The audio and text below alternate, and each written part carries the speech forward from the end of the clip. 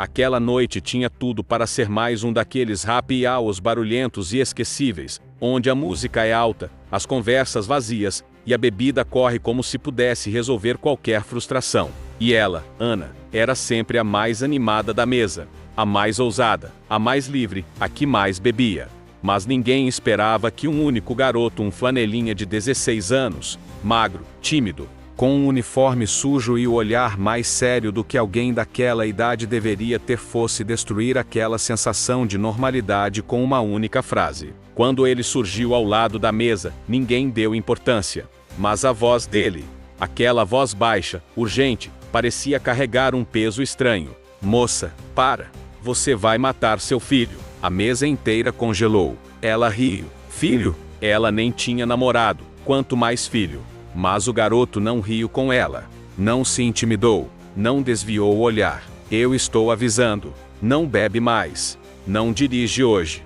Você tem um filho. A frase atravessou ela como uma bofetada que ela não entendeu. Um absurdo tão grande que a irritou profundamente. Quem aquele menino achava que era para se meter na vida dela? Por que ele afirmava algo tão impossível? Por que falava com tanta certeza, como se estivesse vendo algo que ninguém mais via? A partir daquele momento, a noite deixou de ser apenas um encontro casual. Aquele garoto não era apenas um flanelinha qualquer. E aquela frase não era apenas um comentário inoportuno, era um aviso.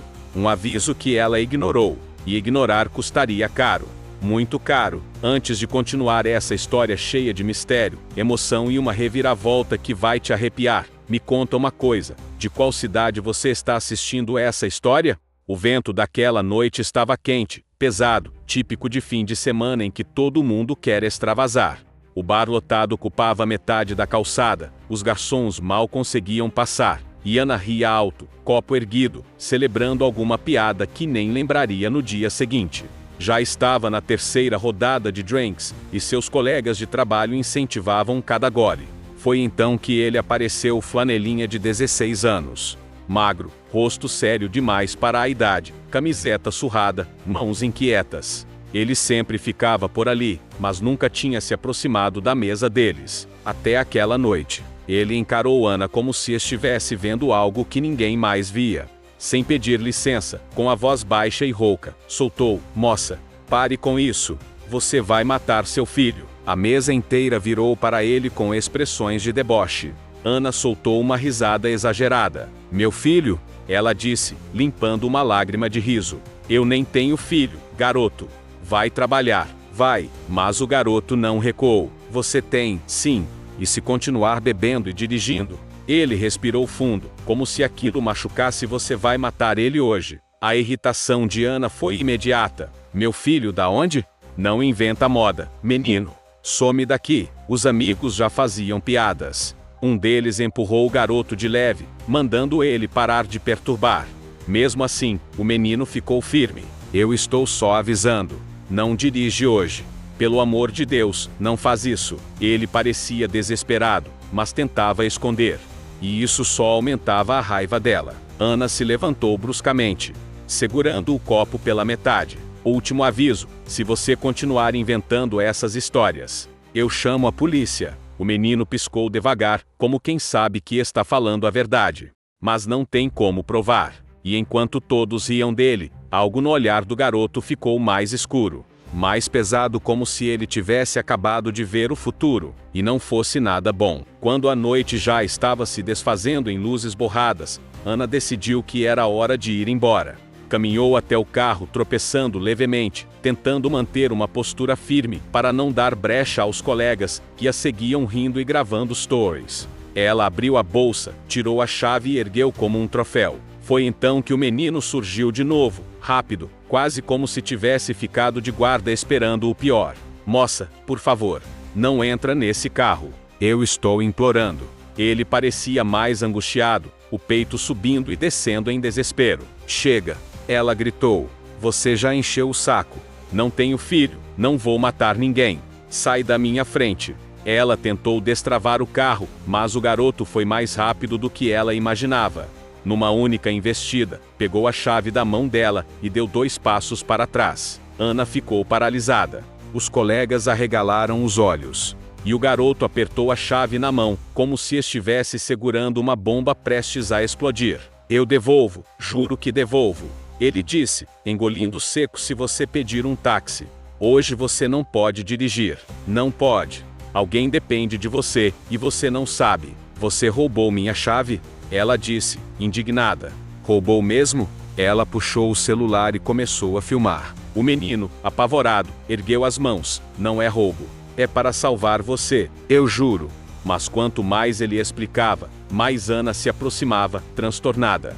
Até que ele percebeu que não teria escolha. Olhou para o celular, olhou para ela. E correu. Correu com a chave na mão, como se a vida dela dependesse da velocidade dele. Volta aqui. Ana gritou, tentando seguir, mas quase caindo. Sem carro, sem chave, com a cabeça girando, ela não teve alternativa. Chamou um táxi, xingando o garoto o caminho inteiro. Mas antes de entrar no carro, notou o olhar dos colegas, metade rindo, metade constrangida, e, pela primeira vez na noite, algo dentro dela muito pequeno se mexeu, um incômodo que ela tentou ignorar, mas que não passaria tão fácil, porque o garoto apareceria de novo, e dessa vez, ele traria uma verdade impossível de ignorar. O dia seguinte amanheceu com gosto de ressaca e arrependimento.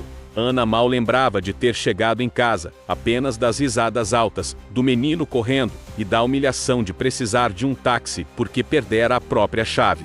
Quando saiu para trabalhar, ainda irritada, ela decidiu passar na rua do bar só para confirmar que o flanelinha ladrão não estava mais lá. Mas ele estava, no mesmo canto, como se tivesse passado a noite inteira esperando. Quando os olhos dela encontraram os dele, o menino se levantou devagar, com uma espécie de cuidado, como se temesse que qualquer movimento a assustasse. Ele colocou a mão no bolso e tirou a chave do carro, mas não entregou imediatamente. Fiz isso para salvar você e seu filho. A voz era baixa, mas firme, um tom que não combinava com seus 16 anos. Ana bufou. Me dá minha chave. Eu vou chamar a polícia, garoto.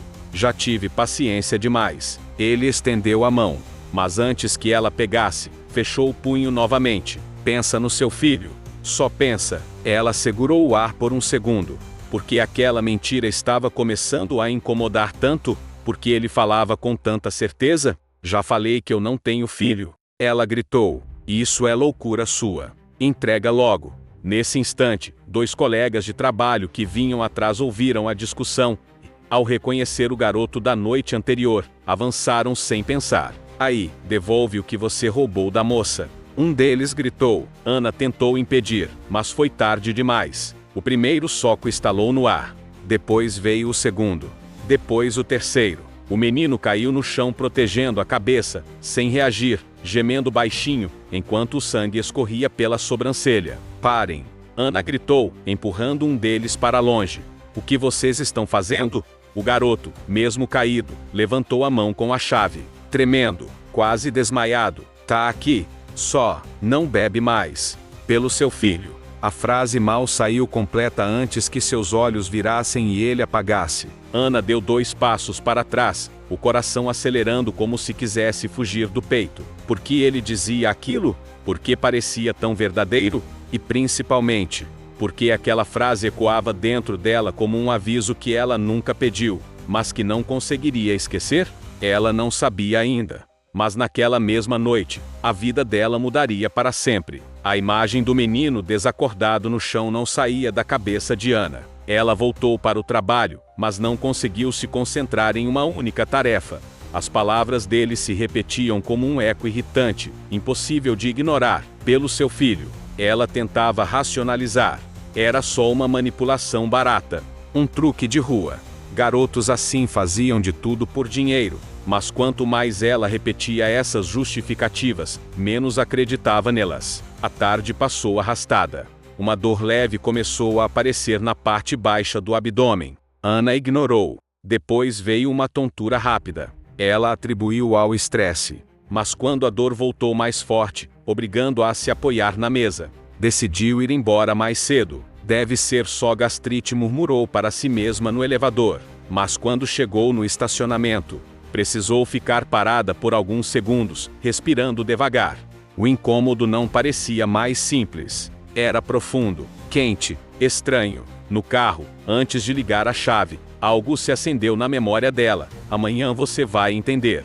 Só não bebe, por favor. Ela apertou o volante com força. Não, era coincidência. Tinha que ser. A dor veio mais uma vez forte o suficiente para fazê-la perder o ar. Minutos depois, Ana estava na recepção do hospital, tentando parecer calma. O que você sente? Perguntou a enfermeira. Ela hesitou. Dor abdominal. E, não sei, uma sensação estranha. A enfermeira fez algumas perguntas, anotou tudo e pediu alguns exames simples. Ana esperou na sala branca, abraçando a bolsa como se isso pudesse segurar o medo que começava a nascer. Quando a médica voltou, segurava uma prancheta e trazia no rosto aquela expressão indecifrável que os médicos usam quando precisam anunciar algo grande. Ana, você está grávida. A frase caiu como um trovão seco.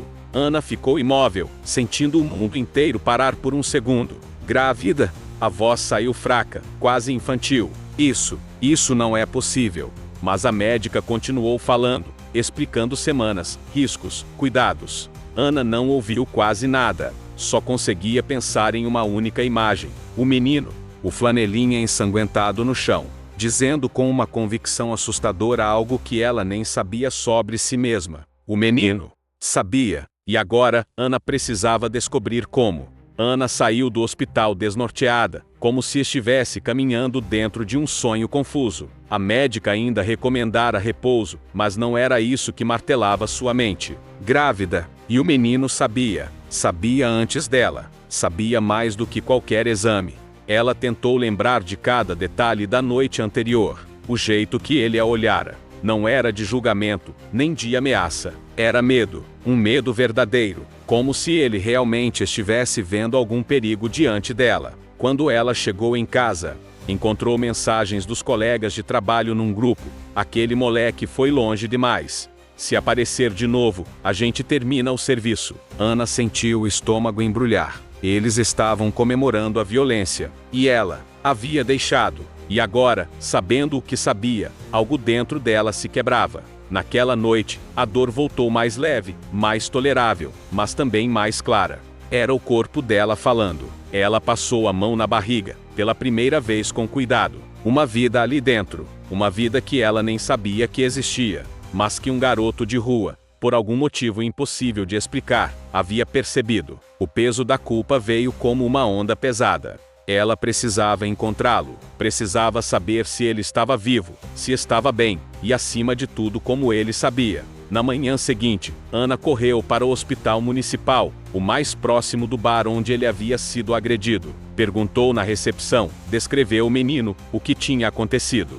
A atendente olhou com pressa nas fichas e balançou a cabeça. Entrou ontem um menor de rua, desacordado. Está na sala 203. Ana respirou fundo. Suas mãos tremiam quando empurrou a porta. Ele estava lá, rosto machucado, braço engessado, olhar perdido no teto. Quando a viu, arregalou os olhos. Não com medo, mas com aquele mesmo ar de urgência. Você não devia ter bebido, ele sussurrou, com uma voz fraca. Quase perdeu ele. Ana sentiu as lágrimas subirem. Ela se aproximou devagar. Como você sabia? Sua voz quebrou. Como você sabia de mim? Do meu filho? O menino engoliu seco, desviando os olhos. É que, eu vejo coisas. Ana sentiu o coração acelerar. Que coisas? Ele olhou de volta para ela, e seus olhos, apesar da dor, tinham algo profundo, antigo, quase assustador.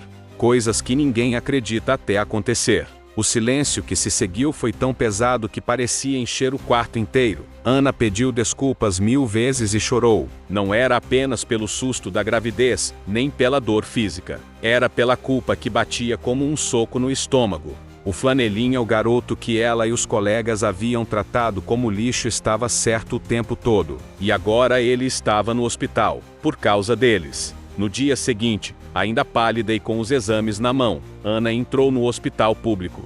Lá estava ele, murro no rosto, corte no supercílio, uma costela fraturada. E mesmo assim, quando a viu, tentou sorrir. Eu só queria ajudar, dona, murmurou com a voz fraca. Ana começou a chorar. Me perdoa, por favor, não só por mim, mas pelo meu filho.